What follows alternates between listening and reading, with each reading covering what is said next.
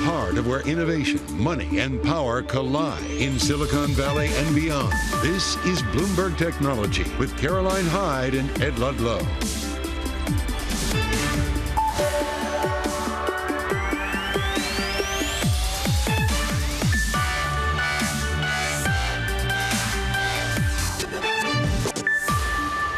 I'm Ed Ludlow in San Francisco. Caroline Hyde off this week. Welcome to Bloomberg Technology. Coming up, Silicon Valley Bank finds a buyer. We'll bring you the details of First Citizens' takeover, what it means for tech, and the biggest banking failure since the financial crisis. Plus, we'll get the outlook for tech stocks as Mike Wilson of Morgan Stanley warns of elevated risk in markets. We discuss with an even bigger Wall Street bear, Greg Boutle of BNP Paribas.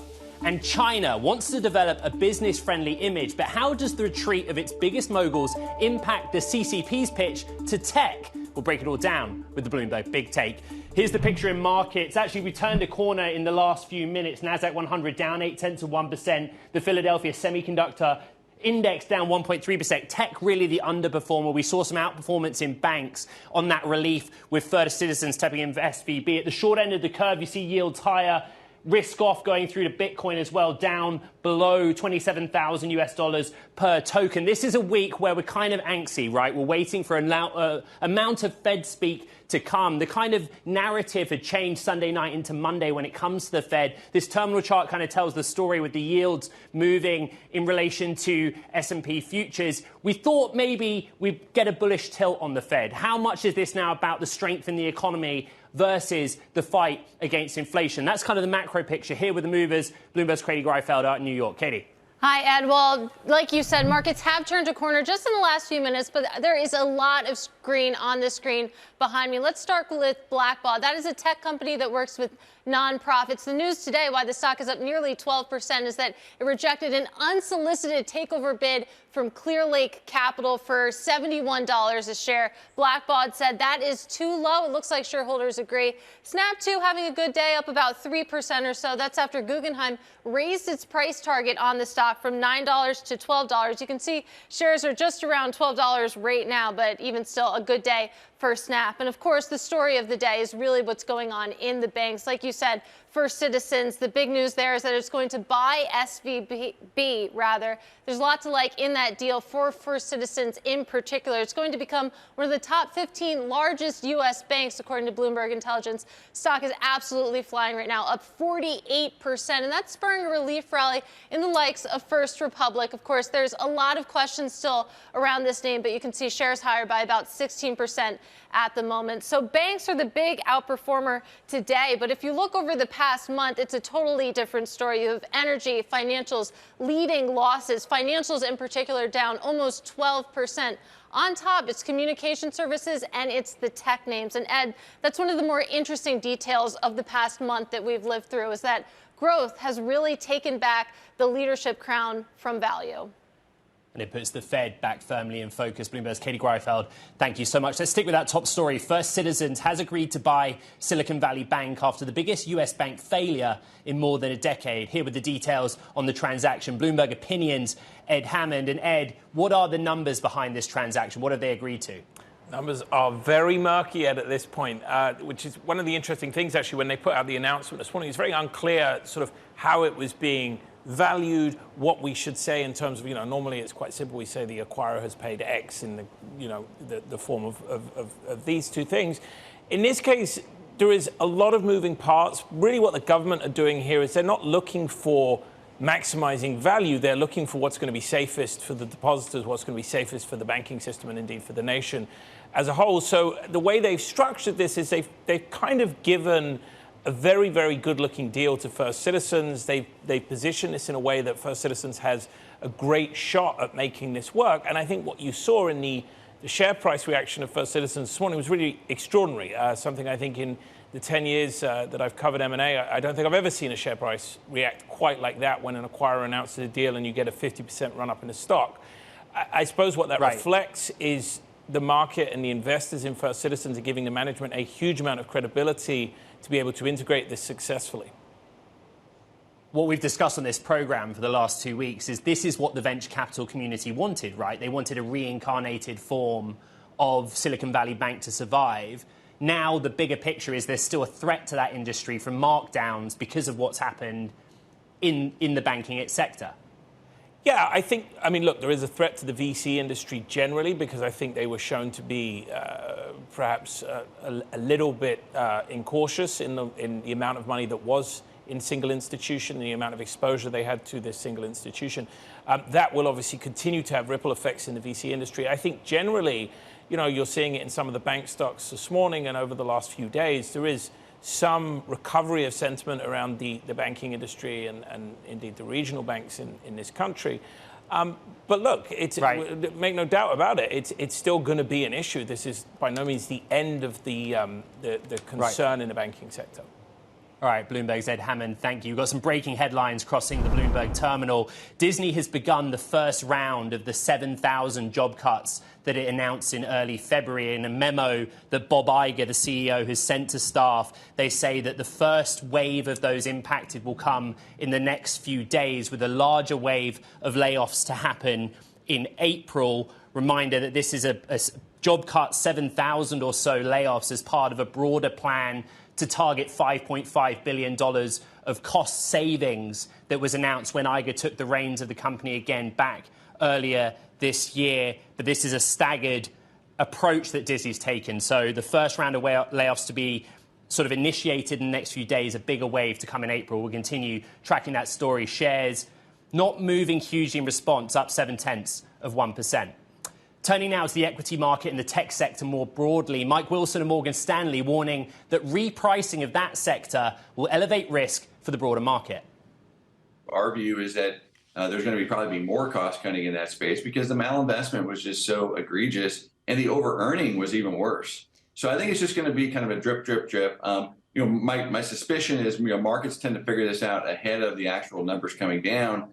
And because the bond market just repriced itself overnight, we think that risk for the equity market is elevated now more than it's been for the last 6 or 12 months. For more markets, we're joined by Greg Bouter, BNP Paribas, head of US equity and derivative strategy. Greg, let's go straight back to that breaking news on Disney carrying out previously announced layoffs, adding to layoffs from some of the mega cap tech names. What's your read on that? What does it tell you about the health of the economy that we're in right now? I think it tells you something a little bit about maturing of the current cycle. We have a view that last year the equity market was very much driven by the repricing of rates, putting pressure on PE multiples. What we think the story this year for the broader equity market and tech more specifically is the second order effects of higher rates feeding into the real economy. And that takes the form of a more kind of recessionary type backdrop. And that's one where job cuts are certainly on the agenda. I think what we're talking about are signs of stress. You look at inversion in the yield curve as well. The potential of a downturn. Look at the VIX, for example. When you look at those data sets, what's the conclusion you're drawing? For us, we would describe it as recessionary price action. We saw an absolutely massive couple of days spike in the VIX.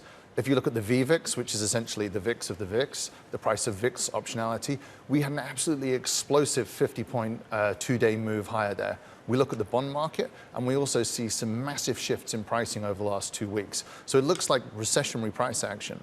But when you compare that to what we've seen from the broader equity markets, the S&P, we haven't even had a more than 2% down day in the S&P this year. So there's definitely some bifurcation and different messages coming from different asset classes. The behavior, Greg, of mega cap tech, so interesting right now. Apple down 1.2% in the session, but Friday closing at September high, 2 consecutive weekly gains, and actually it trails the pack of mega cap tech names. They're kind of behaving like non-risky assets. Why is that? That's exactly what we're seeing. So this benign backdrop for the broader index is being driven by this decorrelation between tech or sectors like tech, comms sector, and the rest of the market. We're essentially seeing them not act as risky assets. Essentially what the market is doing at the moment is taking the repricing of rates and saying discount rates are materially lower, therefore PE multiples should be higher, but assuming that in a vacuum, not looking for a repricing of the growth prospects for these stocks. Our view is inherently they are a huge part of the real economy. They're tied to the outlook for the real economy. The reason the rates market and the volatility market is pricing in a more cautious outlook is because the news flow we've seen over the last 2 weeks is troubling. That's the joy, Greg, of having a technology-focused show. We can talk about tech for an entire hour if we want, but I think the point that you're making is that not all tech is created equally, especially when you look from a valuations perspective. There are corners of the sector that actually have become a bit too expensive at this stage. Yeah, absolutely. When we talk about tech, it's hard to talk about tech as a single sector. It's an absolutely massive slice now of the US equity market. And when we think about certain tech stocks, like some of the larger tech stocks that make up the index, we see these as kind of good quality stocks that might be expensively valued but have very sound balance sheets. We think the outlook for those stocks is potentially materially different to more cyclical stocks. And that in turn is pretty different to some of the more speculative stocks that have a lack of free cash flow, a lack of earnings, and do have leverage on the balance sheet. So we think the outlook for those stocks and how they could react to different market regimes is potentially pretty bifurcated. Greg, how frustrated are you with the Federal Reserve's messaging right now? I'm not frustrated with their messaging. I think they have an incredibly hard position to try and navigate. On the one hand, they have these ongoing inflationary measures. It wasn't long ago that we were talking about the prospect for a 50 bips rate hike. And then suddenly we were looking to emergency measures and what the Fed could do in this more difficult environment. So the Fed are really stuck between a rock and a hard place. So I think that we have a lot of sympathy for them in their current predicament. And it's one of the reasons why we're cautious on the equity market. We think that on the one hand, the Fed might induce a recession this year, and that is something that's going to be bad for risky assets, and tech is a risky asset at heart. Or if we get a better economic outlook in the short term and growth surprises on the upside, then we think the Fed will tighten. And again, I don't think that's something that's tech valuations where they are can really sustain. Greg Boutle, BNP Paribas, thank you so much for your time. Let's get back to that news on Disney. Headlines crossing the Bloomberg terminal. Disney has begun that previously announced round of layoffs, the 7,000 job cuts that it says it was doing back in February. The first wave of employees impacted will be notified in the next 4 days. Then a second wave will come in April, impacting several thousand workers. That, according to a memo that CEO Bob Iger sent to staff Monday morning. The last of those workers affected will be notified before the summer. A reminder, this is part of a much broader plan to target about $5.5 billion of saving. The stock kind of holding at 0.7% higher. No sort of big knee-jerk reaction to the headlines. But again, these were cuts that were announced back in February. Now, turning to another story we're watching in the tech space, Huawei, the Chinese telecoms company, has developed software tools capable of designing chips as advanced as 14 nanometers, advancing efforts to help Chinese companies sidestep US sanctions and replace American technology. Huawei is among many Chinese hardware technology providers working to replace sanctioned US components and software from AI chips to EDA tools. And coming up, we stay in China as the CCP seeks a business-friendly outlook. We bring you the details from the Bloomberg Big Take.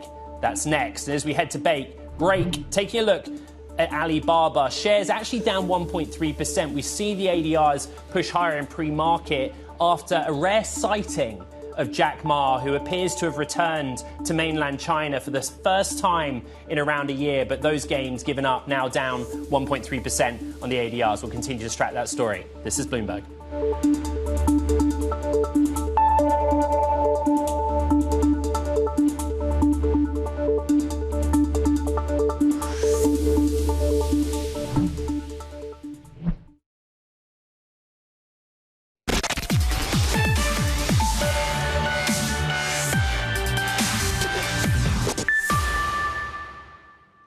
The newest Bloomberg Big Take. Alibaba founder Jack Ma has resurfaced in China after months of overseas travel. He's considered to be Beijing's best chance at repairing its reputation with the private sector in China and beyond. Here to discuss the latest Big Take, Bloomberg Opinion's Alex Webb. And Alex, I find this really interesting.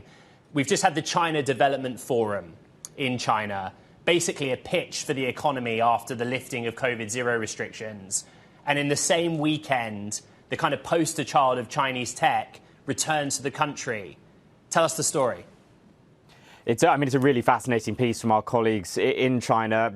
Jack Ma, the founder, chairman of Alibaba for, always still the founder, but was forced to step down after criticizing elements of the Chinese regulatory regime. And what we've seen now is that, according to Bloomberg's reporting, they've been trying to bring him back in terms of promoting Chinese interests, in terms of saying, China's open to business, particularly in the tech space, and he has resisted some of those calls, which it says a lot clearly about how perhaps desperate China is getting to really boost that tech space, which drove a huge pillar of growth for a very long time.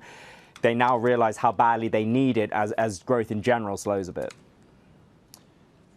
The focus of the reporting has been the economy since the lifting of COVID-0 in December. But actually, for Xi Jinping, there's kind of this balance between ideology and tech-friendly policy, reversing some not tech-friendly policy in the past. How's that playing out for the tech sector in China?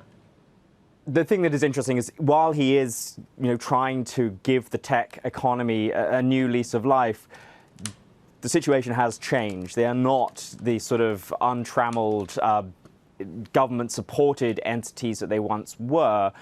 They are getting a little bit more government influence in actually how they're run. So they have, the government is taking golden shares in some companies to influence the way they're administered and particularly what they do with data. There was reporting that for a long time, the Chinese authorities were becoming increasingly concerned about firms such as Alibaba because they had a huge influence on Chinese daily life, and they also had a huge amount of data that could be useful for government, but they didn't want it being too much under the control of private companies. All right, thanks to Bloomberg's Alex Webb over in London. Now let's get back to that breaking Disney news. The company's begun the first of what it was expected to be 7,000 job cuts, a key part of a $5.5 billion savings drive the company announced back in February. Geeta Ranganathan of Bloomberg Intelligence joins me now with more. We knew this was coming, and they are enacting those layoffs. Good news for the stock, right?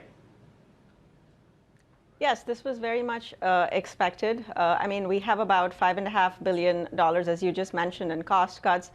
About $3 billion of those are from content savings, but about $2.5 billion are going to be from the non-content part of it, so the SG&A, and of course the headcount reduction is part of that. Again, 7,000 employees, that's about 4% of their global workforce. But the important thing is that the cost cuts are underway, and this is really important, for them to get back to profitability. That is really restoring the magic for Disney.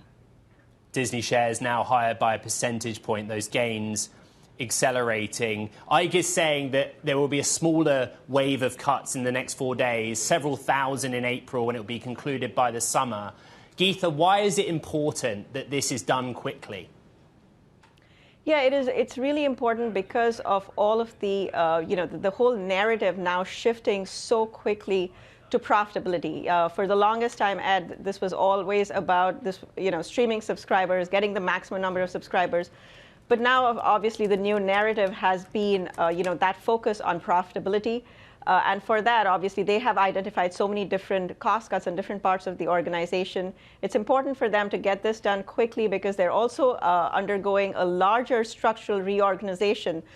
They're trying to simplify the entire operations with just, ESPN becoming its own segment. So it's important to kind of get everything, all their ducks in a row before, going ahead to Wall Street and telling the street that things are really taking shape. Geeta Ranganathan of Bloomberg Intelligence with a quick reaction. Thank you so much. Now, coming up, a strong 2023 fiscal report coming out of Salesforce has led to Elliott Investment Management backing off. Details on why the activist investor will not proceed with its planned director nominations next. This is Bloomberg.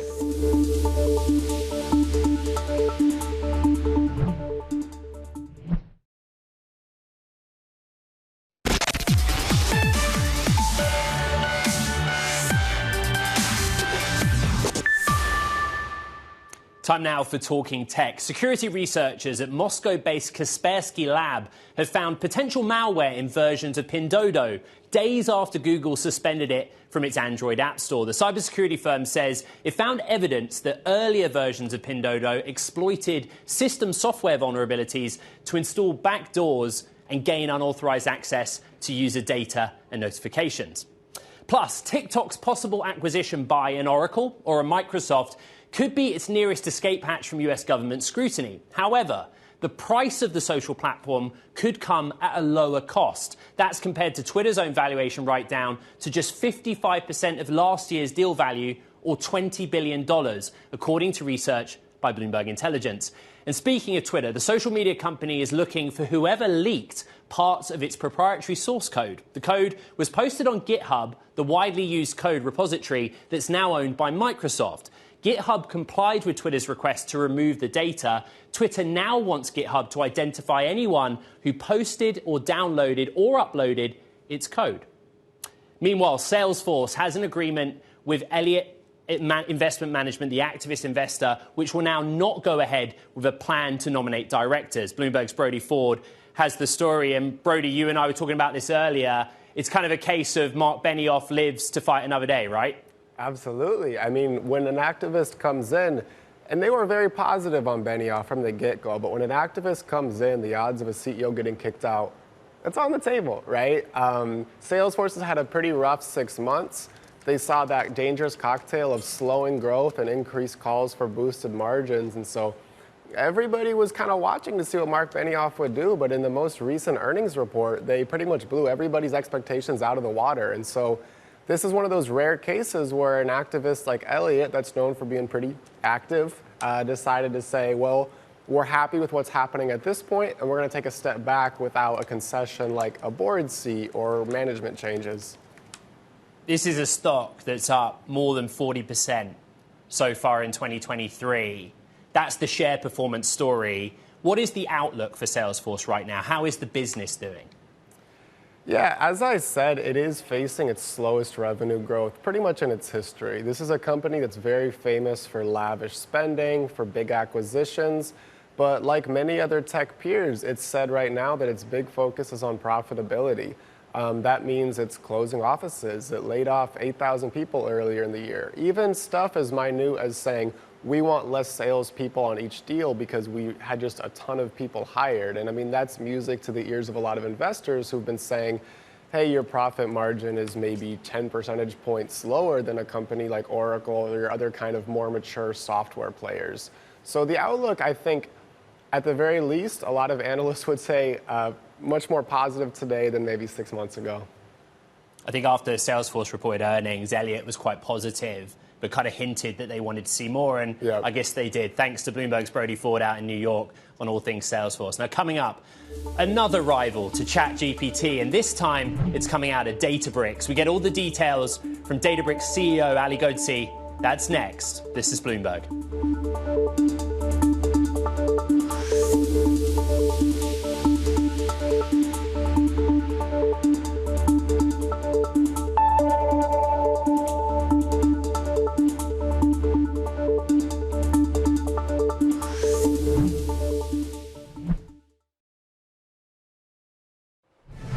Now, keeping you up to date with news from around the world, here's the first word. I'm Lisa Mateo. Ukraine is demanding a meeting of the UN Security Council following Vladimir Putin's announcement on nuclear weapons. Putin says that Russia will place tactical nuclear arms in Belarus. The value of a Security Council meeting is unclear since Russia could veto any resolution or action that's proposed. Hungary is slated to vote on Finland's bid to join NATO, putting Helsinki one step closer to joining the alliance. Turkey, the only other NATO member not to act on Finland's accession bid, is expected to vote before its parliament goes into recess ahead of May elections. The U.S. is pushing for Finland and Sweden's applications to be completed before NATO's July summit. In Israel, thousands of people demonstrated in the latest show of opposition to Prime Minister Benjamin Netanyahu's plan to reduce the power of the Supreme Court. Protesters took to the streets after Netanyahu fired his defense minister for criticizing the plan. Police battled demonstrators outside Netanyahu's home in Jerusalem. And Prince Harry and Elton John were in a London courtroom today for a hearing into allegations that the Daily Mail tabloid committed widespread privacy breaches. Parent company Associated Newspapers is accused of breaking and entering into private property and hiring private investigators to bug homes and cars to record private conversations and listen to voicemails. The newspaper's lawyers are asking for the case to be thrown out. Global news 24 hours a day on air and on Bloomberg Quick Take, powered by more than 2,700 journalists and analysts in more than 120 countries. I'm Lisa Mateo. This is Bloomberg.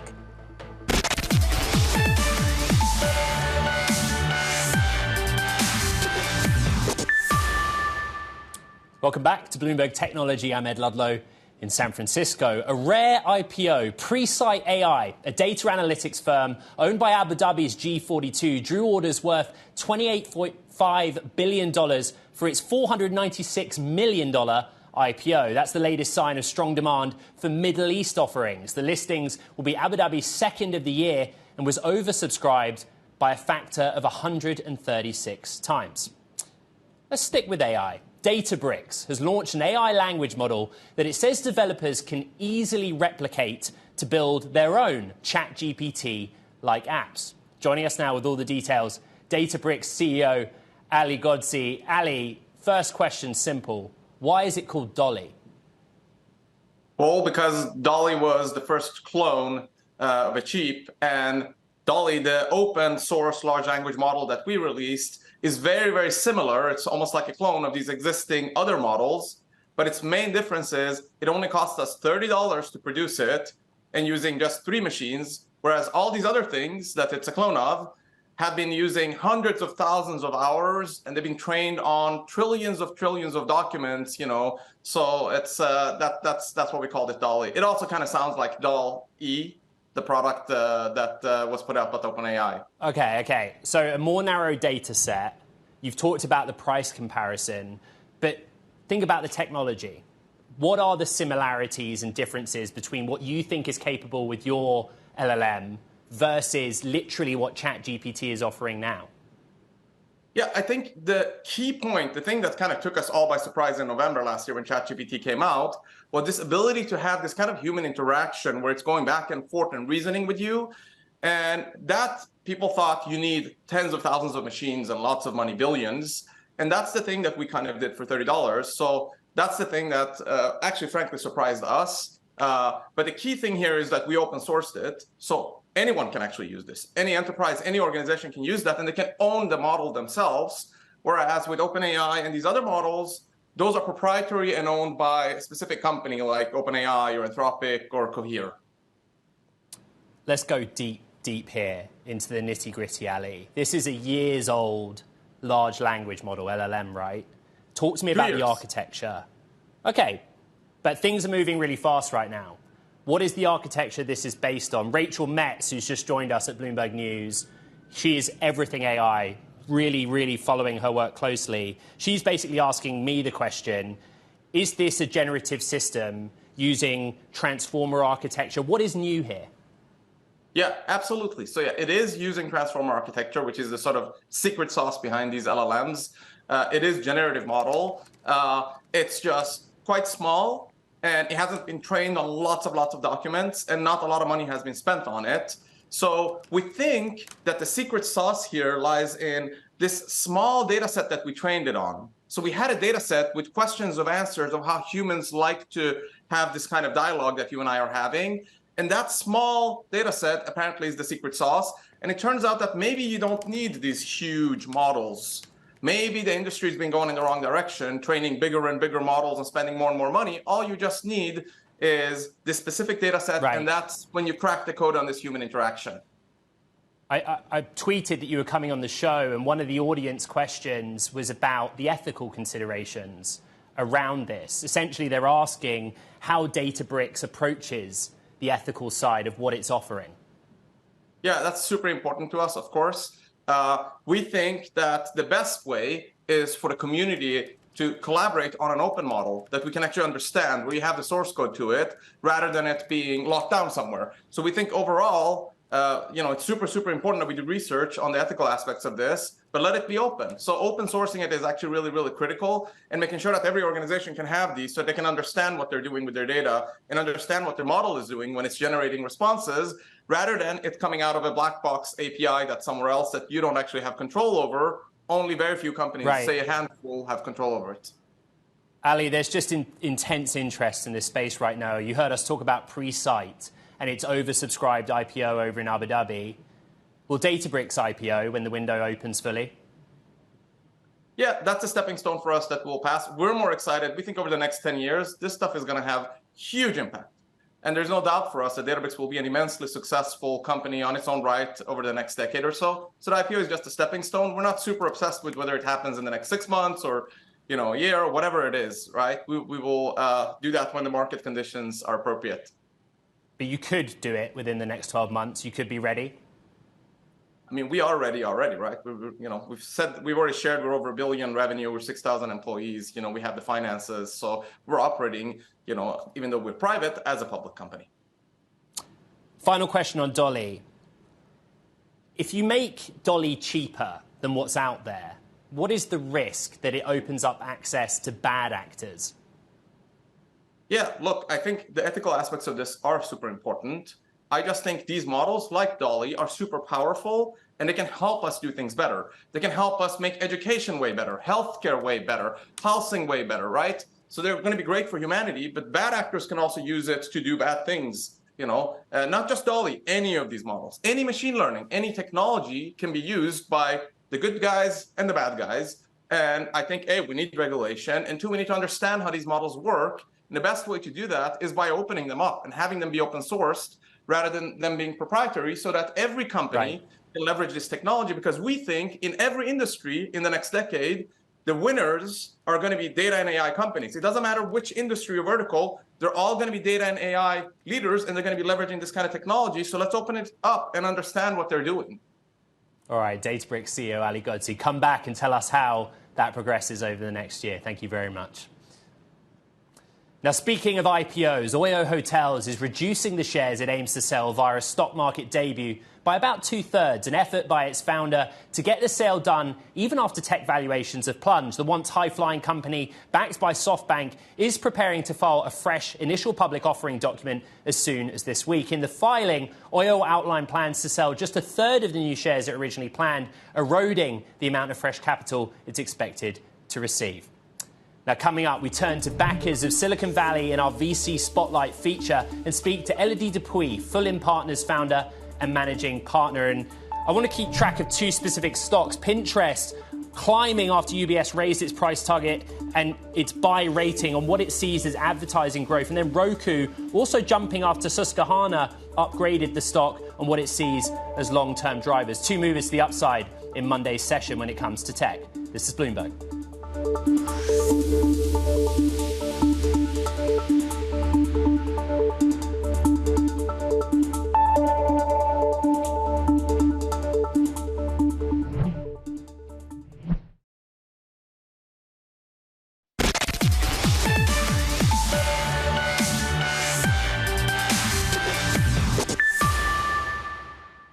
Time for VC Spotlight. Let's get an inside look at the venture firms powering growth out here in Silicon Valley. Joining us now, Elodie Dupuis, Fulham Partners founder and managing partner. Let's start on the news of the day. First Citizens coming in to buy part of SVB's deposit book. You and your company and portfolio companies have some exposure to SVB. What do you make of the outcome? I think it's not surprising. We were all hoping that somebody would come in and buy the bank just so that those relationships can continue.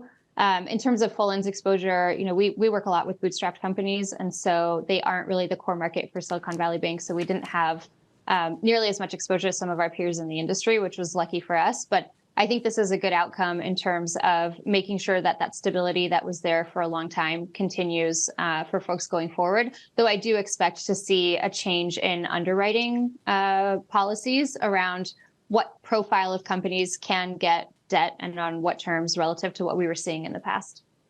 Elodie, in every coffee meeting I've had, every phone call of the last 2 weeks, VCs remind me that they're investing on a 10-year time horizon, right? But what have you made of the last couple of weeks? What do you think the impact's been to how you go about doing business?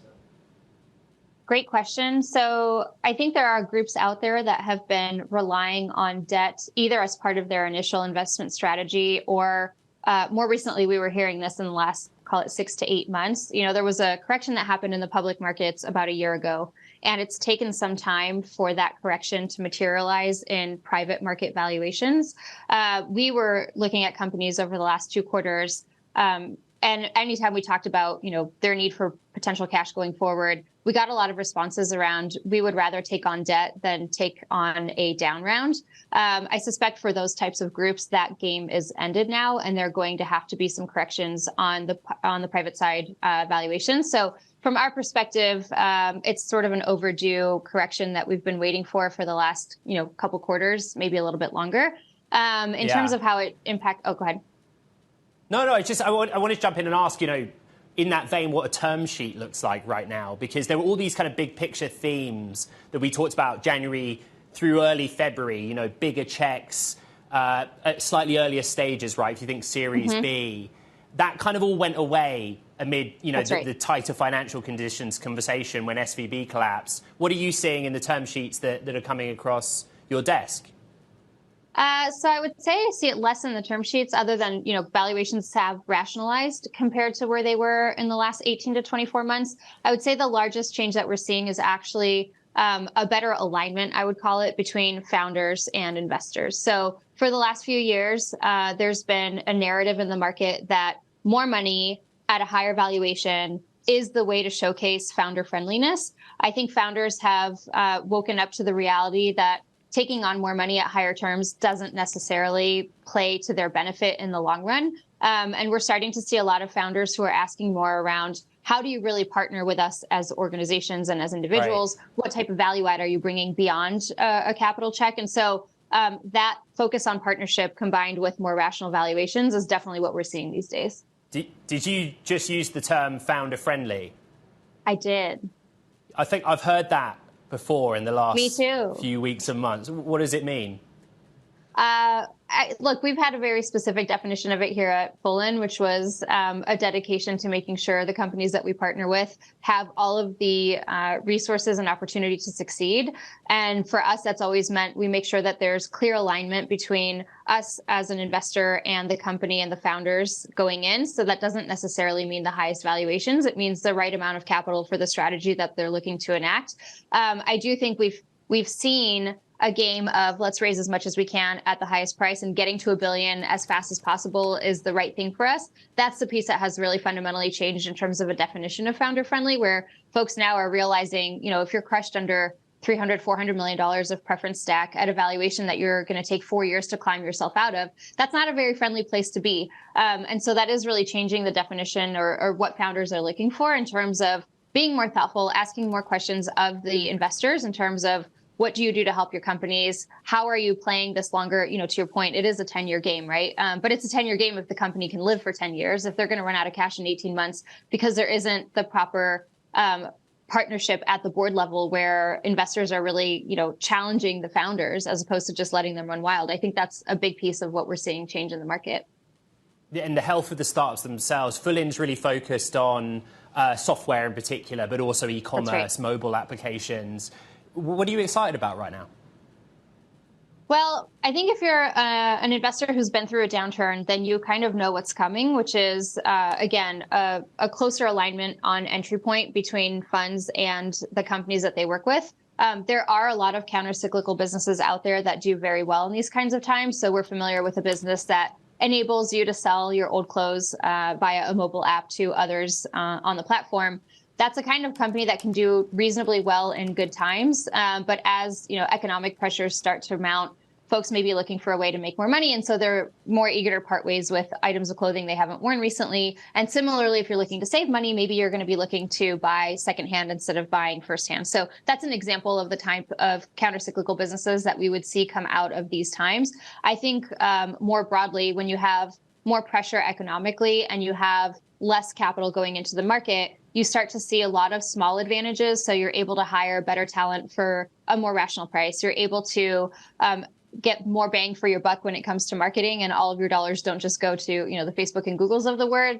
So I do think that you'll start to see businesses be able to actually be built more efficiently than we've seen in the last few years. All right, Elodie Dupuis, Fullen Partners founder and managing partners. Interesting firm, looking at early growth, looking globally, not just the US, but Europe, Israel as well. Get you back on the program. Thank you. Now, coming up, details on the meeting between Apple's CEO and China's commerce chief. Why the US company still relies heavily on China for the production of its most important products. That's next. And as we head to break, there's two names I'm looking at in particular, Meta and Snap. Both have their price targets raised at Guggenheim, who see ad demand stabilizing, supporting Snap stock up almost 2%. Different story for Meta, that stock down 2% into Monday's session. This is Bloomberg.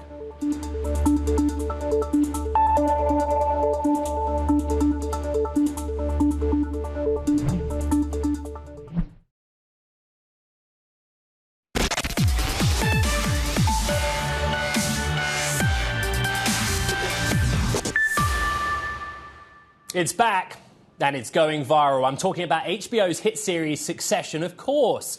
Out with its final season, the Roy family comes in on episode 1, and everyone is swinging. No spoilers here. While we're still waiting on those viewership numbers, Succession stands as one of the top series coming out of the Warner Brothers platform. However, it does have some big shoes to fill. Earlier this year, like The Last of Us, for example, made its debut, and the series premiere garnered 4.7 million US viewers. The biggest premiere in HBO history, with nearly 10 million viewers, House of the Dragon. Now, meanwhile, Apple CEO Tim Cook met China's Minister of Commerce, coming at a time of heightened tensions between Washington and Beijing. Bloomberg's Mark Gurman joins us now with the detail. Mark, I think, if I'm right, this is the first time Tim Cook's been to mainland China, at least since pre-pandemic levels. What did he discuss with the Chinese Commerce Minister? It's very possible that Cook has been there multiple times, right, since the beginning of the pandemic. But in terms of one of these, I call state visits, right, where it's all very publicized, where he's speaking publicly. The last one we do know about, or we can remember, is actually from 2019, right, where he spoke at the same conference, right, that economic state-sponsored conference. So you've seen him post pictures from Apple retail stores in Beijing. You've seen him speak at that conference. He talked about having a symbiotic relationship with China, where both have grown together over the past few decades or so, right, in terms of that partnership there. In terms of the meetings, he discussed regulatory matters, he discussed the supply chain. It's very important, you know, for Apple to have a positive relationship with the Chinese government. As you probably know, Apple is the unique American technology company to essentially have free reign in China, right? They can operate most of their online services. They could sell all of their hardware products. They can operate their about 30 retail stores. Meta, Amazon, the other big ones, they simply don't have that luxury in China. The supply chain part's fascinating because that word was in the statement from the Chinese ministry. In your latest podcast, you discussed this idea about longer term Apple moving its supply chain dependence from China. It doesn't make sense anymore for Apple to be so tied to one country, right? I mean, there are so many concerns in terms of U.S. and Chinese tensions, right? There's the human rights aspect. There's the communism aspect, right? There are so many reasons why Apple may not want to do all of its business in China, but beyond that, right, there's also the factor that some of these Chinese laws and regulations over the last several years or so have created product delays. iPhone 14 Pro shipments at the end of last year, MacBook Air shipments in the middle of last year, right? These are due to some of those COVID-0 policies. So there's a little bit of unpredictability there, right, and potential volatility, which could hurt Apple's underlying business, which requires shipping tens of millions of units of their latest devices. Mark, really quick, in your latest Power On newsletter, you talk about AR, VR. What's the main takeaway that readers should know about? Yeah, Apple's mixed reality headset, first major product since the Apple Watch, will be announced in June at the Worldwide Developers Conference. And that is going to be a big test for the company, right? If this could be a hit. It's still a nascent category. Inside the company, they believe this could play out similarly to the Apple Watch. So maybe a bit of a dud at first, but over time become a major hit. All right, Bloomberg's Mark Gurman on all things Apple out of LA. Thank you. Now, that does it for this edition of Bloomberg Technology. Don't forget, so much to recap with the podcast, wherever you find your podcasts, Apple, Spotify, iHeart, and on the Bloomberg terminal. Quick check-in on markets. Tech, now really the underperformer in Monday's session. Look at the tech-heavy NASDAQ, off by half a percentage point, while the S&P 500 up by 0.2%. A lot of that story, of course, to do with the relief in the US banking sector, but also some tech movers in the S&P 500 as well. The other thing to take note on is all the Fed speak to come this week here on Bloomberg Technology. This is Bloomberg.